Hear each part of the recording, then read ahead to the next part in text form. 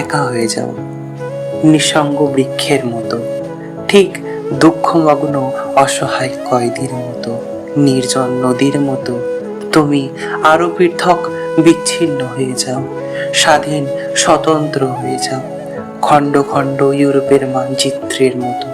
একা হয়ে যাও সব সঙ্গ থেকে, উন্মাদনা থেকে, আকাশের সর্বশেষ উদাস পাখির মতো, নির্জন নিস্তব্ধ মৌন পাহাড়ের মতো একা হয়ে যাও।